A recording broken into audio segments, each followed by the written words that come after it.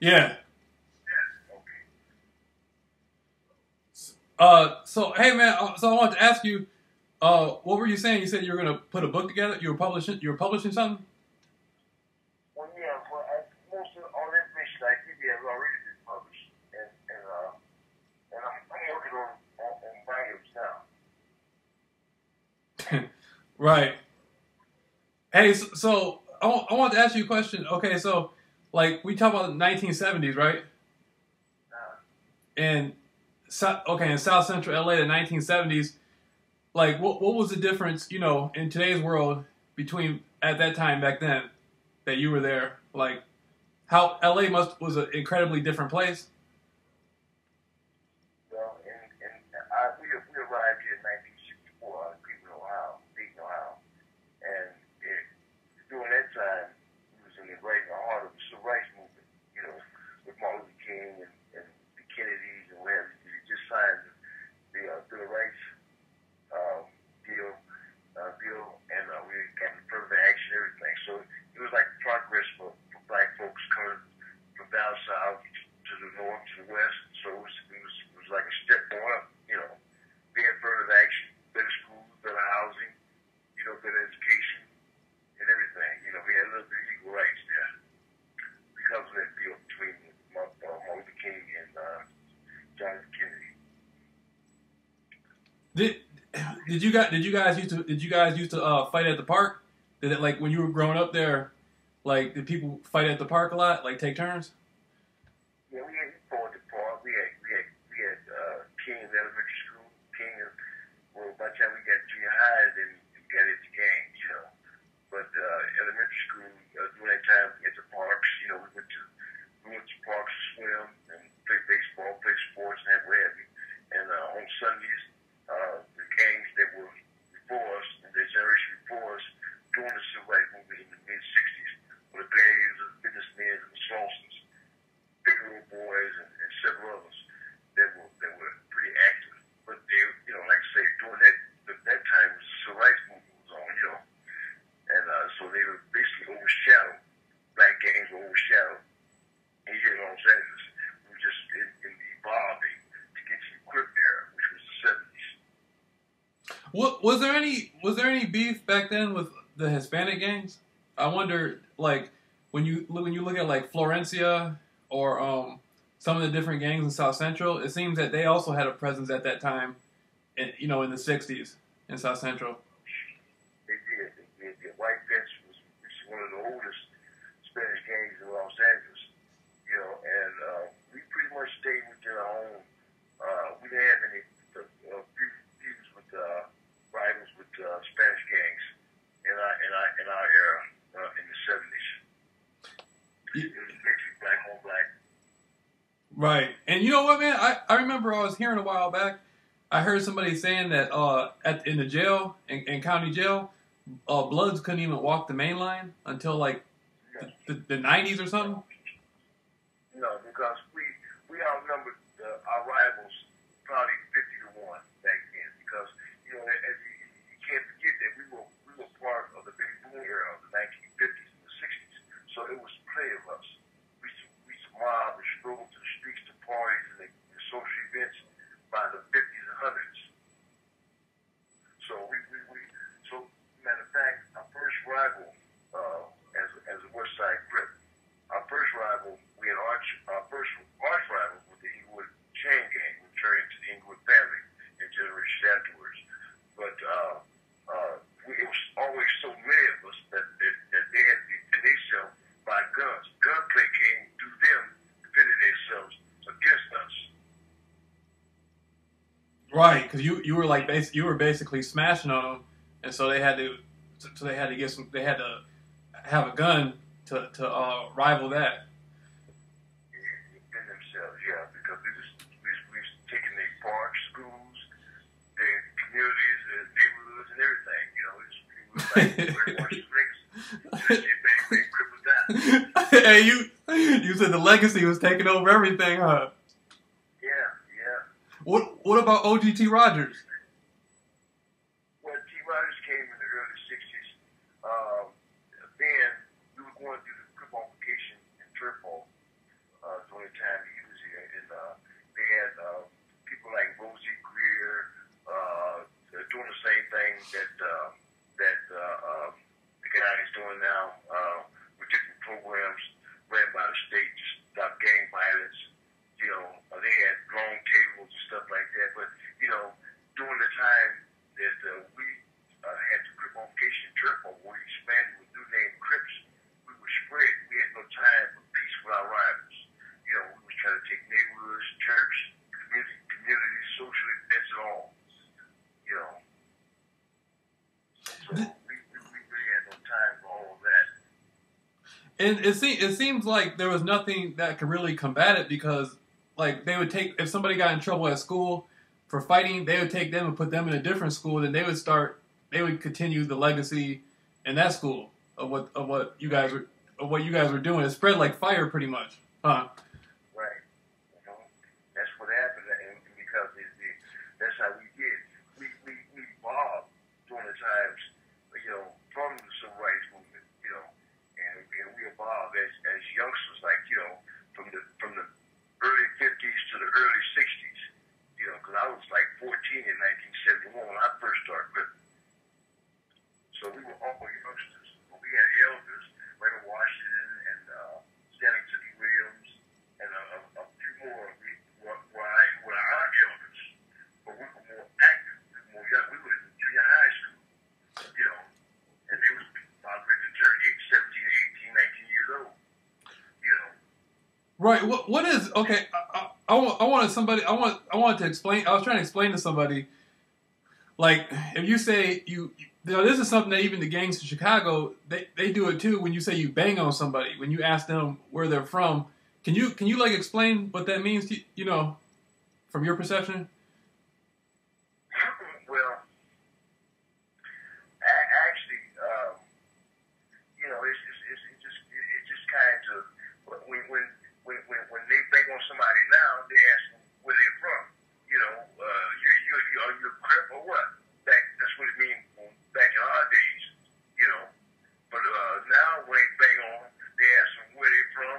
Are we rivals, or do we have alliance? Where you from? And that's what that means.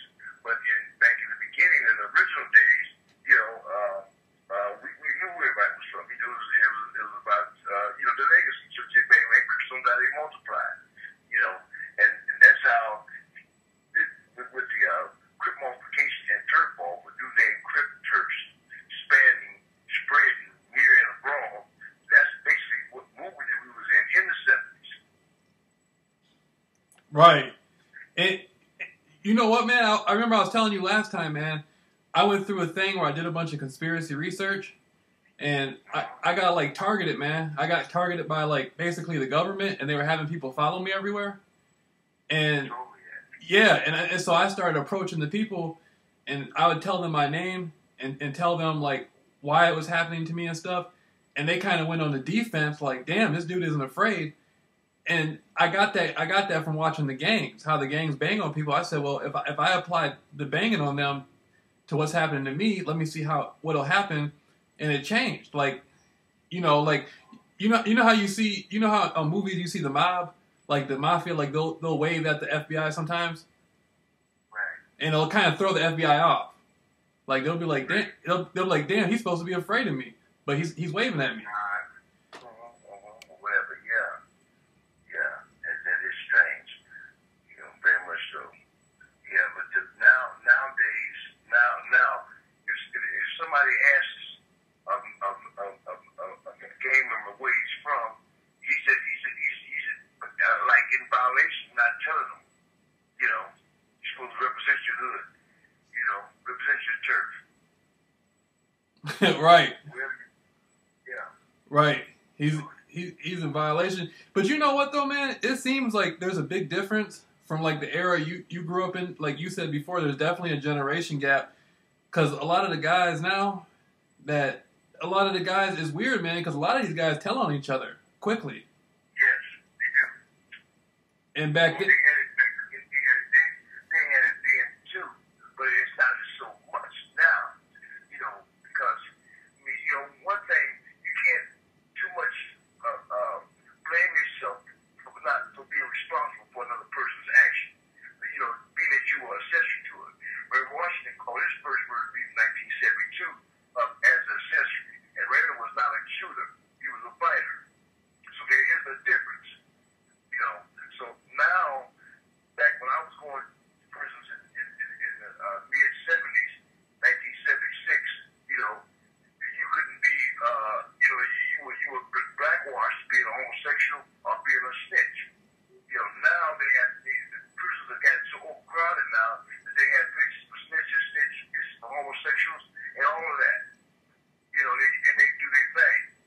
Right. Right. They even ask you. I think in a lot of jails, they even ask people as soon as they walk in there. They ask them if they're straight or are they gay. Right. Yeah. They ask them. Right. But the worst to me, the roughest gang is the police, because they don't have any.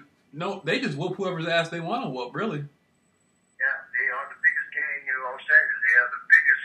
They may not be the biggest as far as the ghetto gangs and what have you, but they are one of the toughest because they have the right to wear and shoot guns.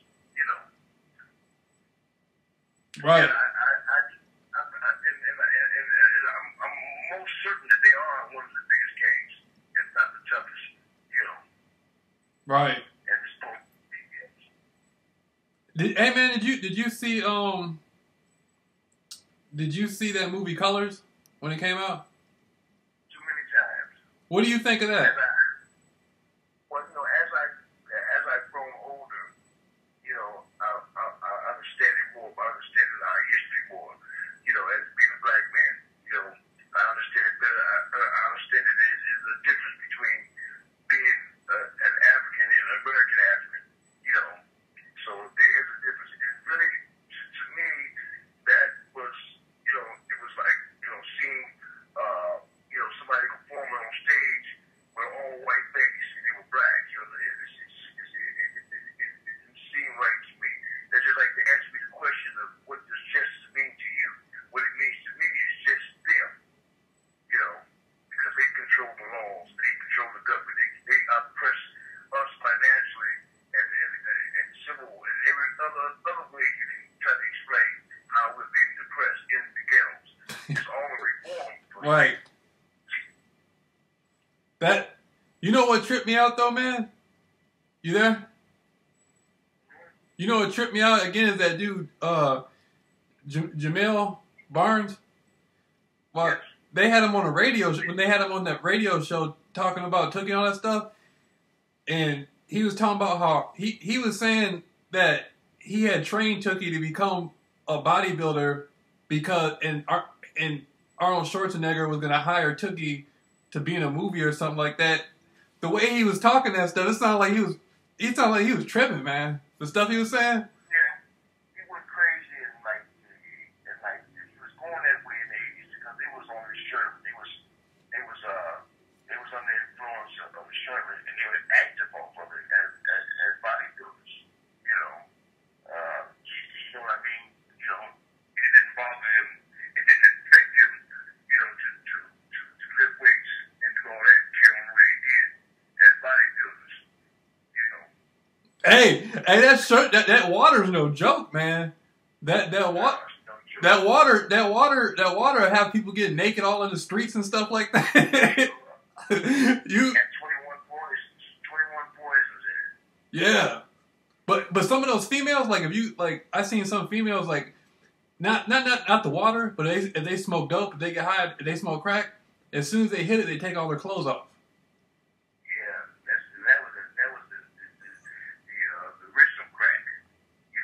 Yeah. The original crack, the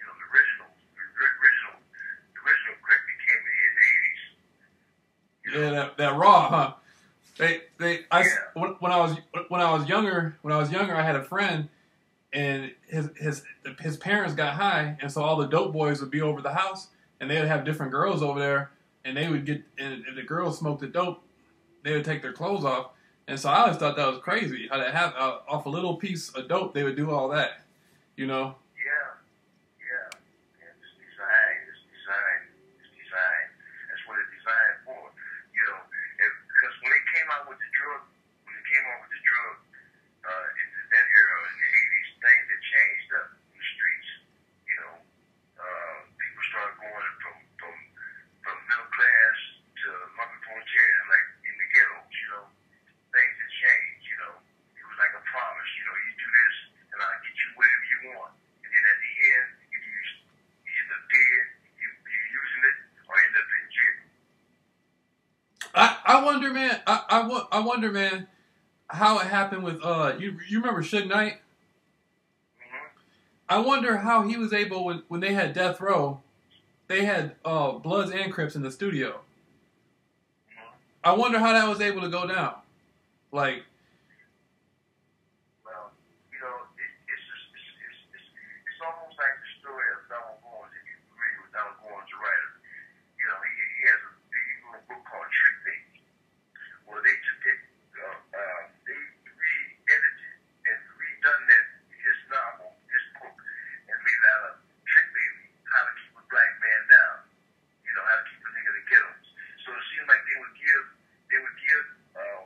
one black something, and you know, so he can drive 3 cars, nice homes, all that, and have all the other blacks, majority of the blacks hating on him, and you got to turn him against them, and that's how they've been using us, you know, that's the system, how they've been using us through drugs, guns, and everything else. I call it a conspiracy of genocide against our race.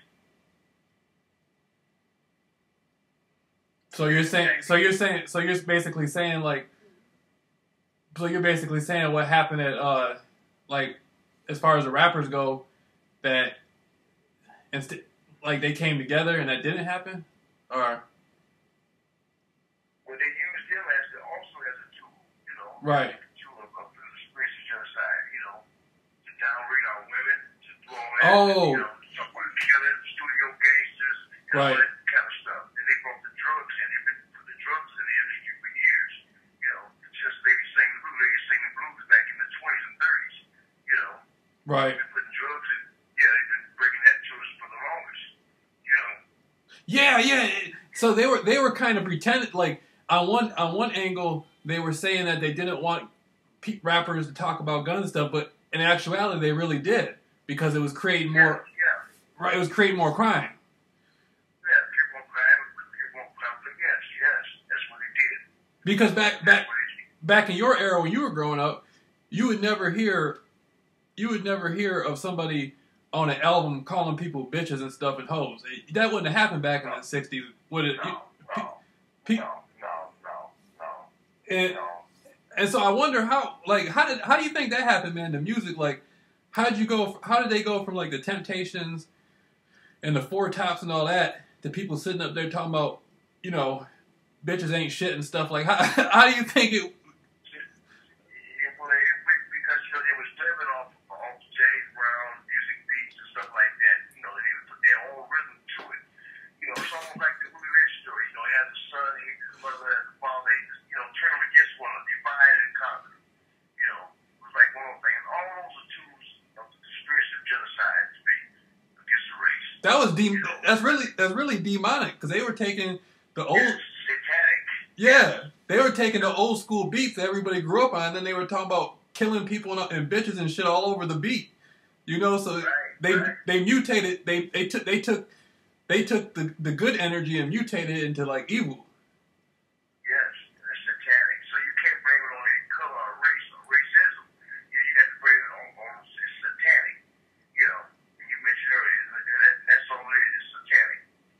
Right. What you think? You know what, man? There's been a lot of rumors. You ever heard? Now this is kind of taking it out of left field, man. But you ever heard anything about any reptile aliens? Reptile aliens? There's been a lot of rumors, man, over the years. I mean, for a long time that there's creatures, basically demons. They look like reptile people, like snake. They got 2 arms and 2 legs like us, but instead of being human, they look reptilian, and they live underneath Los Angeles. I'm not making it up, man. They even had a newspaper article back in the 30s where people were saying, I mean, it sounds crazy, but I'm just wondering, have you ever heard anything like that? No, I heard about underground cities and things of that nature. You know, Right. I've read it. I've never heard of that. I just feel sarcastic and it's satanic at the same time. You know, but it's true though. I mean, you have some people that look at the guy that predicted about the 11 attacks and all that. They killed him. He talked about aliens and all that kind of stuff. He served over in the Air Force. He wrote that book, The White Horse. Oh, yeah, that's the book. I forget. William Cooper. Right. Yeah. Right. Yeah. I remember Professor Griff was talking about that. I remember that. But yeah, man, the underground cities. You think that's real? Sure, I do. I think you have to be prepared. You know, they can be prepared just in case they want to come over and throw with the chemical bombs or for terrorists. I think they're getting prepared for it. I think one of the cities they found a hole underground, either Arizona or somewhere like that, close out here, Midwest, somewhere close. That they were building underground cities and things of that nature. Oh yeah. I think a lot of the dope that gets brought in from Mexico, they do it underground. Yes, not everything. The migration and all of that. Right. Right. Yeah, and when they say people go missing, they might not really be missing. They might be underground. That they might want to be missing. They might be underground somewhere in one of them places. You know what I mean? Right. Or Tupac talked about all of it, didn't he? Before his death, he talked about death so much. He talked about what's the guy that ran off and went to the desert and got lost? I don't remember. Machiavelli, someone of that nature. Oh yeah, Machiavelli was a dude who faked his death. Right. So he talked about it a lot. You think Tupac's still alive, or you think he's dead? You know, I'll tell you one thing. I know there's a lot of reasons to think both ways, you know. Right. But, personally, I don't really think it matters, really, to me, not to me. Right. You know? Right. I think his legacy still exists, and we can learn from that. But as far as, trying to say that he's here again, like the story of Christ, no, I don't know. I don't think so. I think when you're gone, you're gone. Right. I feel you on that. It's Los Angeles, man, has been through a lot of stuff. Like just the city of Los Angeles. Even when you were growing up, remember that Manson thing that happened? The movie star Sharon Tate. Supposedly the movie star. Oh yeah. Got, Yes, sir. Yeah. Uh-huh. I remember Birdman Birdman Davis or Batman Davis. Yeah. He said he met Manson in jail back in '69. Yeah, he probably did. Well, he could have been in '59 because he's my age. No, 69. 69. 70s. Yeah. I said. That murder happened when in 72, 73. 69. 19. 69. Yeah, and he said he met him in jail, so maybe he met him in 1970 or something in the county. He probably has. I don't think Batman, because I think I'll be 60 this year, so I don't know if Batman was either Raymond or Stanley T. Williams' age. He may have, because he was in Soledad. They had him in Soledad. I know that. They had him in Soledad. They had him in the North Yard, so he was in the main population. And I heard they treated him with some he had a little status there. Yeah. But back in like '69 and '70, you saw a lot of hippies and stuff out there in LA? They'd come through. Yeah. It was that time. It was that time back in the city. Because I seen the whole migration come. They seen up in San Francisco and all of north of California, But basically, it got around. It got into LA, Yeah, I saw them those years.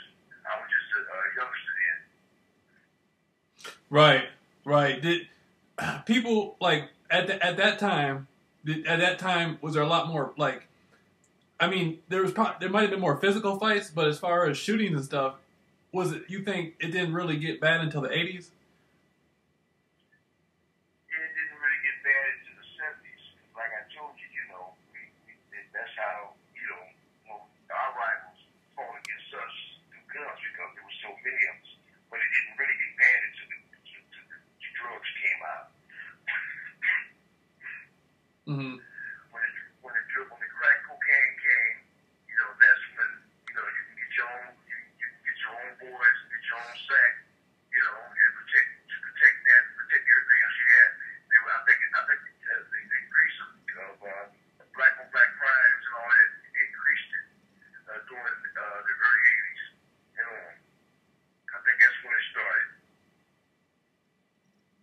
Yeah, yeah, definitely. Yeah.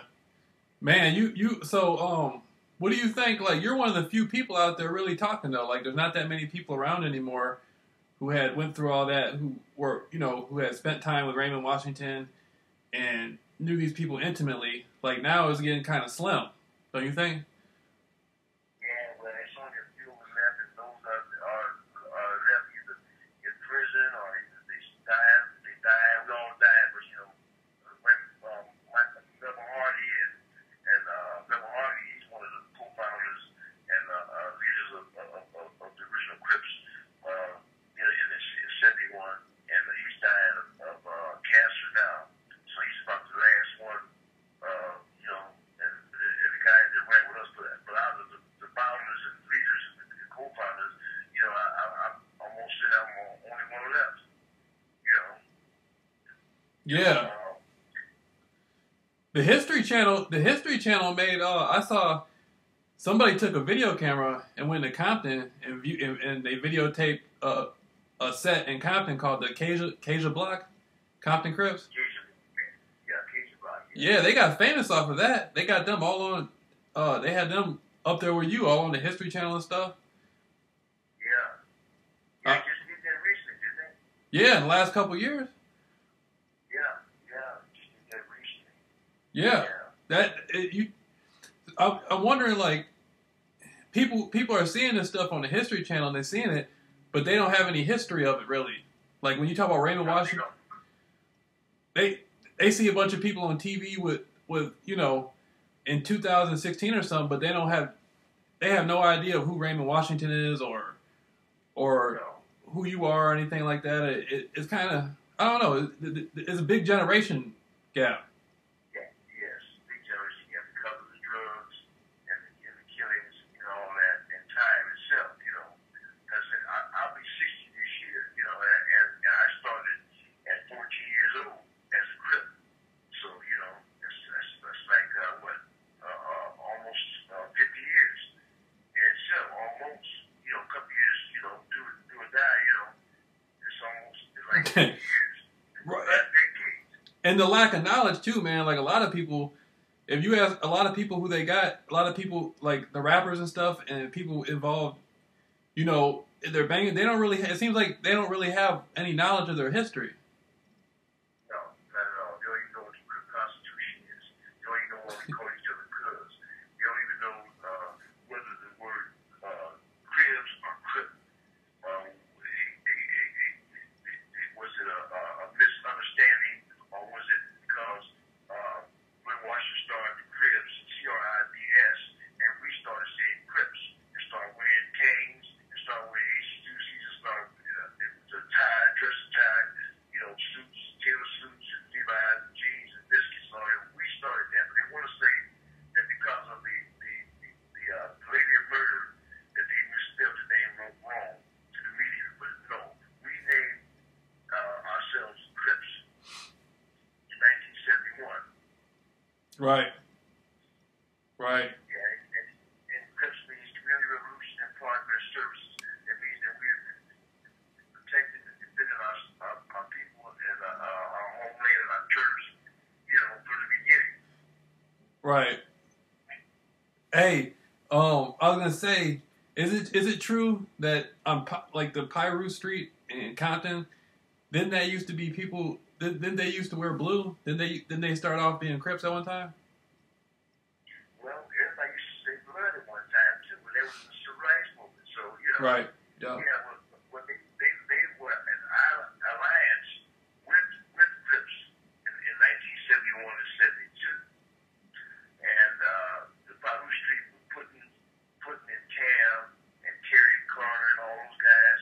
We all started off, came together, and we had to share the same skate rink together. We had to share the Watch Summer Festival with Rogers Park. We had to share all these events together, and along the way,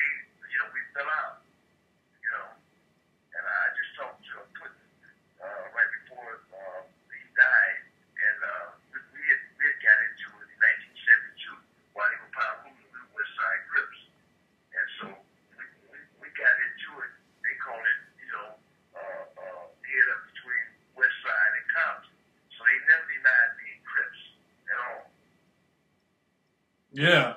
You know what, man? I was listening, like when I was growing up, I used to listen to a lot of rappers. Like they had a rapper named Mac 10 when I was growing up. And as I got older, I was hearing they were on the he was saying he was supposed to be from Queen Street and all that stuff. And then but I realized as I got older, the people over there from Queen Street, they were saying that he's not really from there, and he just on the album saying that, but he ain't really from there. He wasn't really. Same thing, should thing. Yes, like him, he came power. You know, same thing. But he went to college. He was really in college though. That's. Yeah, he was in college. My man, you know, with all the money and invested, who invested, you know. So Sugar's under investigation for Biggie's murder, Tupac's, and a whole bunch of other stuff. You know. Right. Sugar's just as worse as Freeway Rick was with the drug cartel. You know. Why? Like a lot of these, it seems like people like you, the real people, you don't, you know what I mean? They didn't give you what they were supposed to give you, but a lot of the fake people be getting record deals and movies and shit, and then when you backtrack their history and you find out, and you go back to the area they were from, the people tell you they weren't even, like, the people will tell you they weren't even banging or nothing. They weren't even there. The only time they were banging is when they were banging in somebody's backyard somewhere at a party. You know? Right. The same thing about Cookie. You know, they took all that, they made a big thing out of him. They made a big J off him by saying he was a leader of the West Side Crips. Which he come back to us and we say, no, that's not true. You know, but they used him, made books on for him and everything else. You know, and his family didn't even get anything. So they used him. So to me, he went out like a martyr. You know, he went out and he died what he believed in, even if he did commit the murders, and under the condition that he was under drugs or whatever. You know, but he still was being under a victim of oppression in the ghetto. To me, I think I don't want nobody to quote me on this, but I think with Tookie, because he was big and he lifted weights and he was strong, he just fit the image profile real good of the street. Yeah, I think it was more with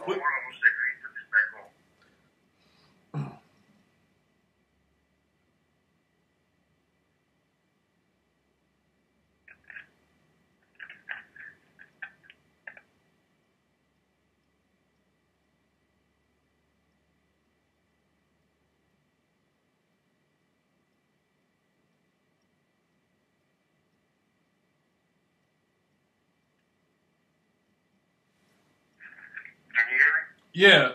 Okay. I was not as good as you did because I had you on the speaker. Right. I was gonna say with Tookie, man, it seems like because he was big and strong and lifted weights.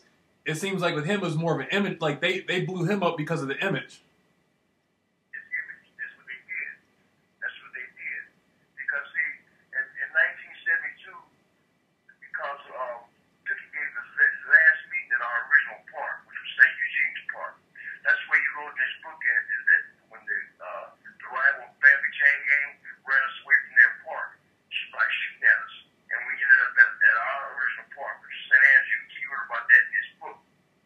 You know, but the last, like I said, he was opposed to the Crip Multiplication and Turf Off. He was opposed to Washington's legacy about us expanding with new name different Turks expanding near and abroad. That's why today, right now, the Crip Constitution that was written and protocol by Washington in 1972 that was handed down for us to go ahead and call ourselves Crips instead of Cribs and do the Crip Multiplication and expand under his legacy. And it went on. Tookie was against that because he wanted to be the sole leader of the West Side Crips. And he wasn't. Everybody that, as we expanded and turfed off and new names, different Turks, Crip Turks, they had their own leaders.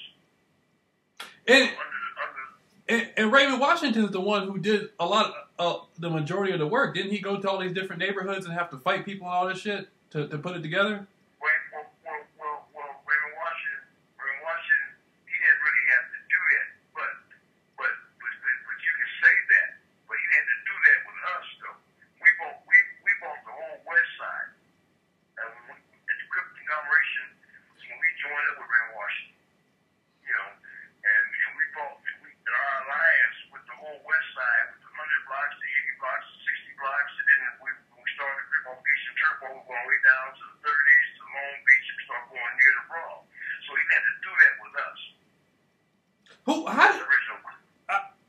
Yeah, he didn't do that. You guys were already down. You guys were already in the car. You know, you didn't have to. Yeah. You didn't have to He go was through. already at the bar. You didn't have to go through all that. You were already. You know, you were already on front stage.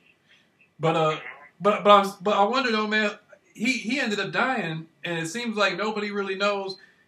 It seems like his death is. I think the police might have did it myself, but. Well, that's what we're saying. You know, that's what we're saying because if they caught the people who did it and they let them go because there wasn't enough evidence, they didn't have any shotgun powder burners, and they let them go. So that tells you either they were involved in it or they done it. Right, and then on top of that, man, they act like they don't even want to talk about Raymond Washington like on the history. I mean, they act like they're scared to bring him up because you can't even. They try to hide. They don't even want people to know, to see his birth certificate or nothing, man. They try to make it they try to make it seem like he didn't even exist or something, like it was all Tookie. Right, and it wasn't Tookie at all. Right. Matter of fact, when we first started cripping you on the West Side, Tookie wasn't at the original meeting. He hadn't even got out of camp yet, out of juvenile hall camp yet. You know, because like I said, they was 17 and going on 18, him and Raymond and most all the elder original Crips, and we were still like 14 and 15 years old at best, at best. You know. Right. So. Hey man, what do you think of the Grim Sleeper? Did you see that? The Grim Sleeper, the one that saw the killing? Yeah, what do you like that kind of that tripped me out when I saw that, and it seemed something just seemed wrong with that case, man. I don't know what it is, but something just rubbed me like something doesn't sound right. You want to noticeable. They didn't recognize you was right in front of their nose. Right. Doing that. They going to show you how much control the police have over the prostitution, the stroll in the streets. How much control they have. He was right in front of their nose doing the mechanic work, for years. Lived in the community. Right. And he did it for years. Right. Yeah, that was a trip, man. I saw that on they had a special about that on the I don't know if it was Discovery Channel or what channel, but they had a big thing about it where it was on TV. Yes. Well, the one thing I noticed, I know that summertime gives the police, the feds, the opportunity, to do a lot of killing and shooting going on, and that's exactly what's happened.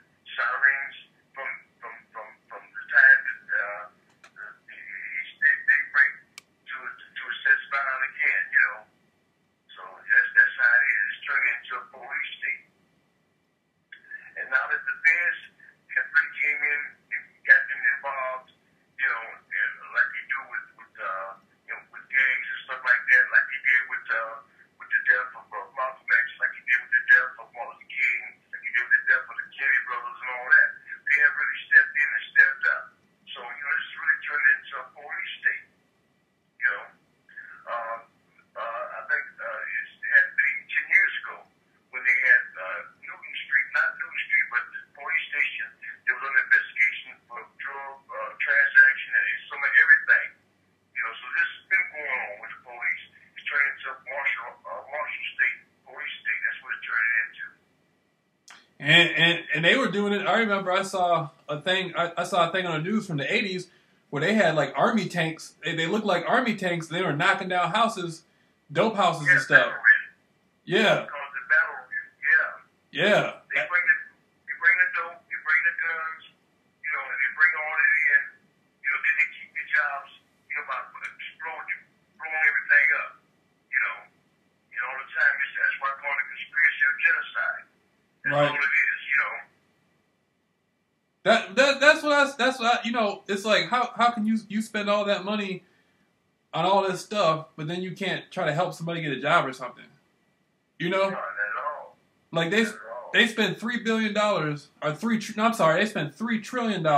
Over $3 trillion, way over $3 trillion. It's way over $3 trillion now over there in the Middle East with all in Afghanistan, Iraq, and they spent over $3 trillion over there, man. And you got people over here can't even work, Oh yeah, Starving. people over here. There's people over here that can't starving, can't even can't even do nothing, man. And they spent trillions of dollars way over on the other side of the world. I don't understand why. I don't understand that, man. Well, I call it reform slavery. That's all it is. Back in slavery, they had it's reformed.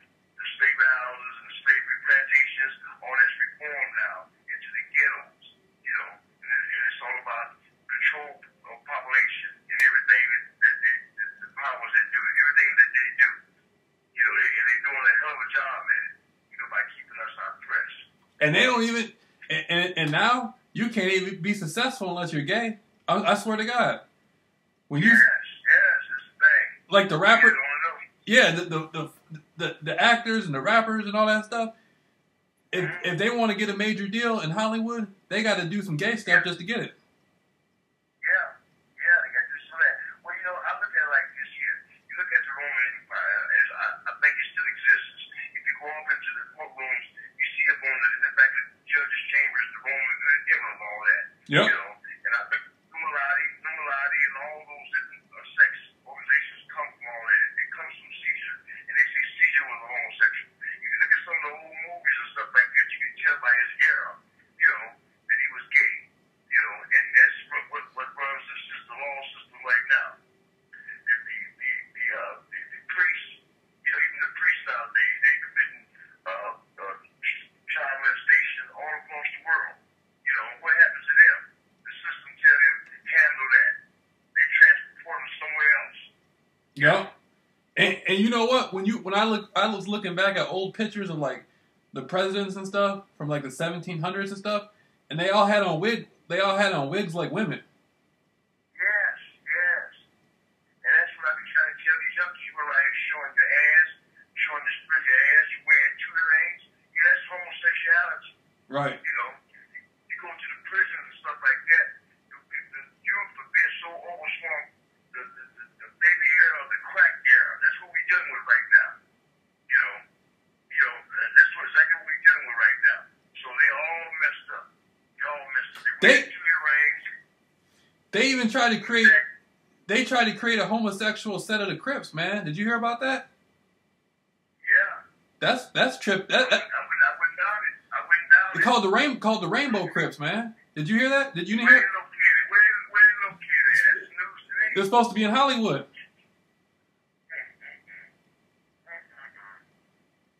I said that's not. I said those aren't no damn Crips. Those are homosexuals, man.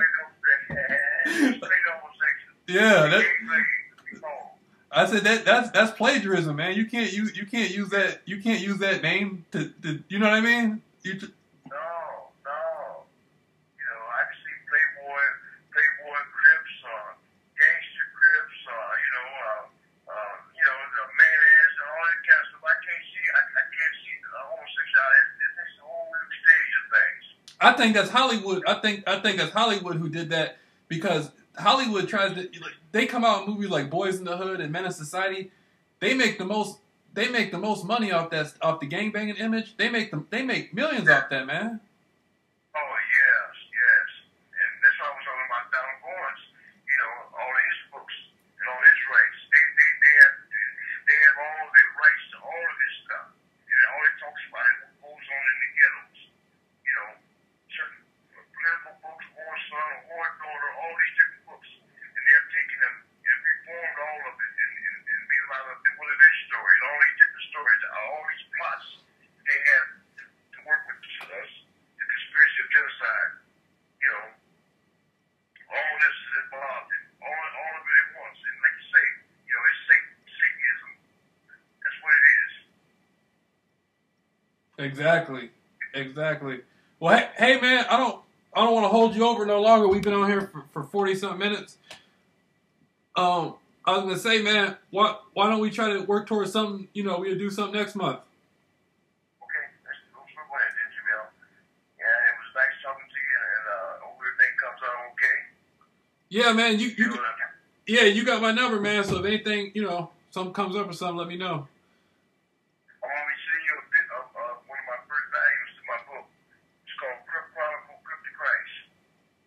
Okay. And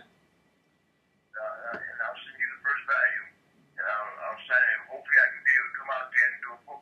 Maybe we can get something together where I can come out there and do a book writing, and I'll talk to you about that, talk to the kids, maybe we can do something like that. Yeah, that sounds cool, man. Yeah, maybe we can do something like that. And maybe, like I really got into having, gang summits and stuff like that in different states in the past.